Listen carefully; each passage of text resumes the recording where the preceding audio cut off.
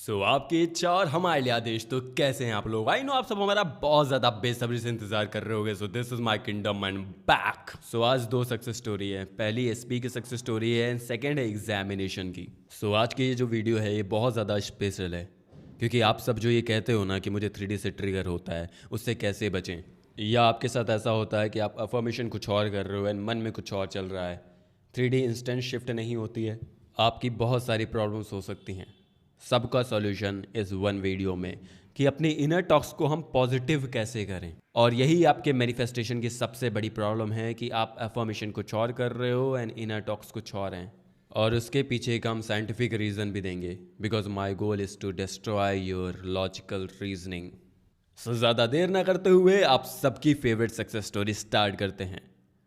Problem से बड़ी अगर जिद बन जाए होगा कैसे नहीं, करके मानेंगे। हेलो वर्ष भैया, कैसे हो? फिर से हाजिर हूँ एक बार। बहुत बड़ी तो नहीं कह सकते लेकिन छोटी ही सही, कोई बात नहीं। हर रोज छोटी छोटी सक्सेस स्टोरी आती रहती है, आपको तैयार रहना पड़ेगा मेरी सक्सेस स्टोरी के लिए। वो मैंने कुछ दिन पहले, मतलब आज से 15-20 दिनों के पहले, मैंने ना आपकी एक वो वीडियो देखी थी ब्रीदिंग टेक्निक वाली। किसी भी बात को अपने सबकॉन्शियस माइंड पे ब्रीदिंग की मदद से कैसे पहुंचाई। ठीक है, तो मैंने वो वीडियो पूरी देखी, समझा। और वैसे तो मैं इसके पहले भी मैंने अपने एसपी की मैंने कॉल मैनिफेस्ट करी थी। तो अभी क्या है कि मैंने फिर कल रात फिर से वो ब्रीदिंग टेक्निक यूज़ की और उसमें मैंने बोला और विजुअलाइज किया कि उसका कॉल आ रहा है। और कॉल तो हर बार आता था लेकिन उसमें 10-15 मिनट ही बात होती थी। इस बार मैंने ये विजुअलाइज किया और वो ब्रीदिंग टेक्निक की मदद से मैंने ये देखा, यानी कि विजुअलाइज किया कि हम दोनों के बीच बातचीत 1 घंटे चल रही है। 1 घंटे यानी कि 55 और 58 मिनट तक चल रही है। और आप यकीन नहीं मानेंगे भैया, आज दोपहर को कॉल आया, उसने हमारे सब मैंने बात की और मैंने अराउंड अराउंड 58 मिनट तक बात की। देखा ना भैया आपने, ये सब आपकी वीडियो का ही कमाल है। इस तरह से मैंने आज फिर से उसका कॉल 1 घंटे तक मैनिफेस्ट कर लिया। अब तो मुझे ऐसा लगता है कि मैं जो चाहूँ वो मैनिफेस्ट कर सकता हूँ। थैंक यू सो मच भैया। एसपी कुछ भी बोलता है, उस पर एसपी मेरी कुछ भी बोलता है लेकिन मैं कुछ भी उसको ध्यान नहीं देता हूँ। ठीक है ना, मैं वो वही बोल रहा है जो मेरे अंदर है, जिसे मैं कभी भी बोल सकता हूँ। वो रोबो है, वैसा मैं मानता हूँ।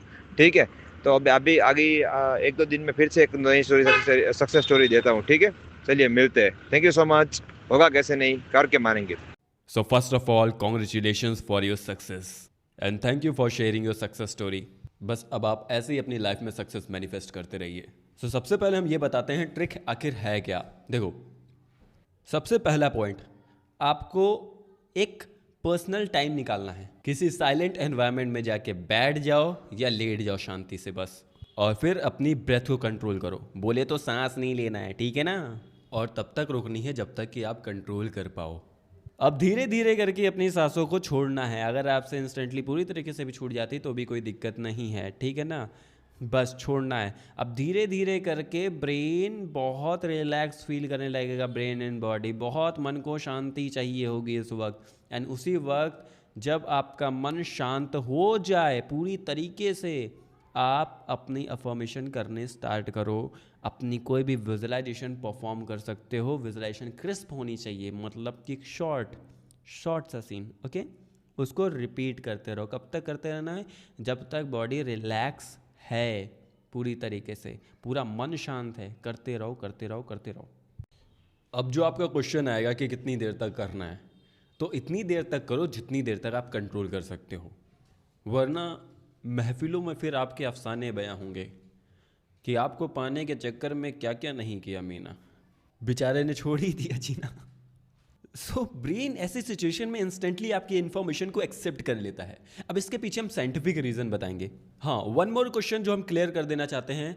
आपका सेकेंड क्वेश्चन ये रहेगा कि कितनी बार करना है। देखो, जब तक पूरी तरीके से आपका ब्रेन सैचुरेट नहीं हो जाता है उतने टाइम्स आपको रिपीट करना है। समटाइम्स एक बार में आपका ब्रेन एक्सेप्ट कर लेता है, ठीक है। समटाइम्स आप बहुत ज़्यादा डेस्परेट होते हो एंड आप अपने थॉट्स को कंट्रोल नहीं कर पाते हो, तो आपको सेकेंड टाइम भी रिपीट करना हो सकता है, थर्ड टाइम रिपीट करना पड़े, ओके, पर डे। अब देखो, जो भी इंफॉर्मेशन हम अपनी तरफ से दे रहे हैं आपको, ये प्रॉपर ऑथेंटिक है, ट्रू है। आप इसे वेरीफाई कर सकते हो।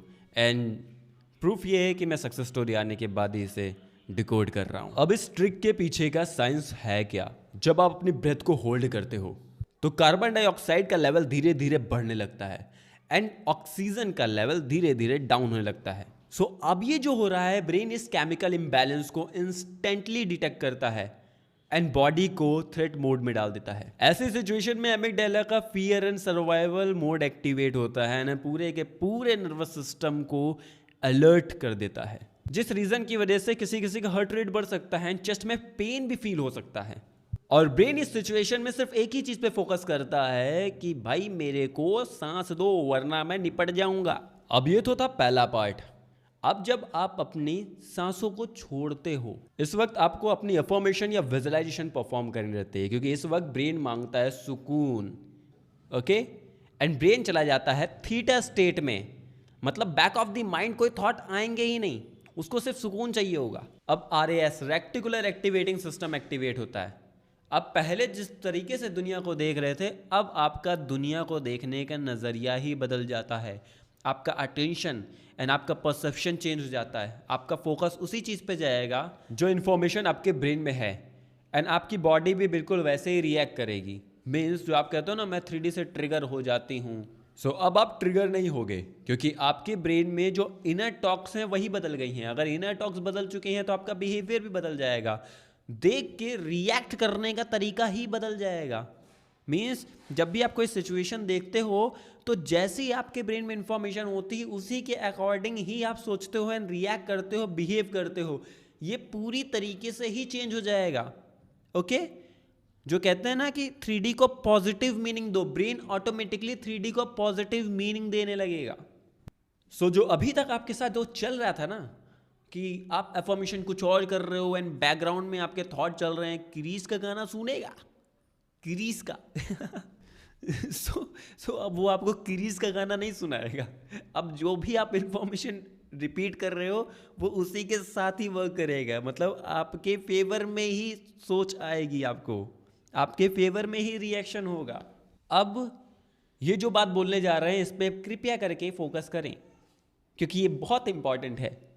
ठीक है, तो जिन लोगों को भी अस्थमा है या फिर ब्रीदिंग से रिलेटेड कोई भी प्रॉब्लम है या डॉक्टर ने उन्हें कुछ बताया है, तो वो लोग ना करें इसे। आप रिलैक्सेशन टेक्निक कर सकते हो, ब्रेथ इन, होल्ड, फिर माउथ से रिलीज 4 सेकेंड्स तक breathe in, 4 second hold and 6 seconds तक में रिलीज। ये टेक्निक फॉलो कर सकते हो 15 to 17 टाइम्स। ओके, अगर हो पाए तो, वरना आप नॉर्मल ब्रीदिंग भी कर सकते हो। शांति से बैठ के नॉर्मल ब्रीदिंग करो, थर्ड आई पे फोकस करके।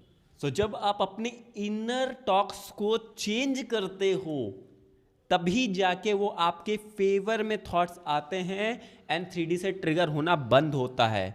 So because every individual is different from each other, because उनके पास्ट एक्सपीरियंसेस की वजह से एंड कितना ज़्यादा वो 3D पर फोकस करते हैं, कितना ज़्यादा इमोशनली अटैच हैं, इस रीज़न की वजह से आज वो इस एक्टिविटी को परफॉर्म करेंगे एंड अगले दिन जब वो अफर्मेशन कर रहे होंगे तो बैकग्राउंड में थॉट चल रहे होंगे कि ले बेटा दिल ना दिया, किरीज का गाना सुनेगा, चलता रहेगा।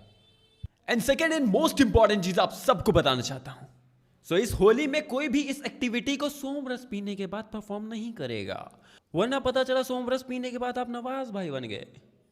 मैं 1 घंटे अपनी सांस को रोककर मौत को छूकर टक से बाहर आ सकता हूं। एंड हो सकता है इस होली के त्योहार पर आपके बेब्स एंड बाबूज अपने असली रूप में दिखाई दें, तो कल तक वेट करें, वापस से सही हो जाएंगे वो। सो आई होप आपको बहुत अच्छे से क्लियर हो चुका है। तो चलते हैं सेकंड सक्सेस स्टोरी की तरफ। ये भी इन्हीं की है बट एग्जाम से रिलेटेड है। कैसे हो हर्ष भाई आप? Good morning. आज फिर से हाजिर हूँ आपके लिए एक अपनी सक्सेस स्टोरी लेके। वो क्या हुआ भैया कि अभी दो महीने पहले ना मैंने आइब का एग्जाम दिया। आपको पता हो वकील बनने के लिए देना पड़ता है, एडवोकेट बनने के लिए ऑल इंडिया बार काउंसिल का एग्जाम होता है। वैसे तो मैंने कुछ इतना खास कुछ पढ़ा बड़ा नहीं था, ऐसे ही मतलब बुक लेके जाना होता है, ऐसी एग्जाम होती है। लेकिन काफी 10-10 बुक बड़ी बड़ी बुकें लेके जाकर हमारे बार एक्ट होते हैं उसमें से लिखना होता है ढूंढ ढूंढ के। लेकिन इस साल का पेपर ना बहुत हार्ड आया था, बहुत हार्ड आया था, इतना हार्ड आया कि बार काउंसिल ऑफ इंडिया को वो पेपर का मेरिट कम करना पड़ा। वैसे भी मैं तो जनरल कैटेगरी से बिलोंग करता हूँ, तो मैंने सोचा चलो जो होता है देख लेते हैं। मैंने जैसे तैसे एग्जाम दे दिया, ठीक है। क्योंकि 100 आउट ऑफ 100 में से जनरल कैटेगरी वालों को 45 यानी कि 45 मार्क लेने होते हैं, ठीक है। और मैंने सोचा चलो कोई बात नहीं एग्जाम दे देते, जो होगा वो देखा जाएगा। ठीक है, लोग बोल रहे थे बहुत हार्ड पेपर आया था, फेल होंगे, ये होंगे, वो होंगे। मैंने क्या किया कि मैंने बस एग्जाम दे के मैं आया, और उसके बाद पेपर वेपर और रिसिप्ट सब के रख के अपने पेपर क्या बोलते कबर्ड में रख दिया, और मैं सब भूल गया। मैंने कभी एक दो बार बोला होगा कि यार ठीक है, मैं वो निकल गया, पास हो गया मेरा, ठीक है। जैसे भी हमारे यहाँ पे रिजल्ट में ना सिर्फ वो पास या फेल लिख के ही आता है, मार्क वर्क लिख के नहीं आते। अगर आपके पास 100 में से 45 मार्क्स है तो आप पास हो गए, वरना आप फेल है, ठीक है। लेकिन इस बार पेपर हार्ड होने की वजह से 43 मार्क्स पे मेरिट रखा हुआ था बार काउंसिल ऑफ इंडिया ने।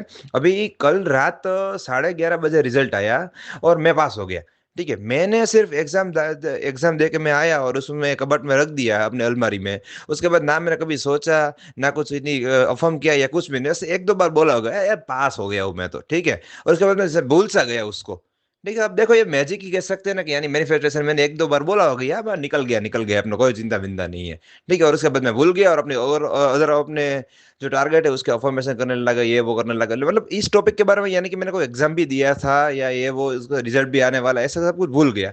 लोग डरते थे कि हम फेल हो जाएंगे, पास हो जाएंगे। मैंने तो जो भी होगा देखा जाएगा, अपन तो राजा है या नहीं यार, हम हमारा किंगडम है ये, ठीक है। I am the creator of my own world. तो हुआ यूं कि मैं पास हो गया बिना किसी परफॉर्मेंस के, बिना किसी टेंशन लिए, जैसे ही मैंने डिटैच हुआ और मैं पास हो गया।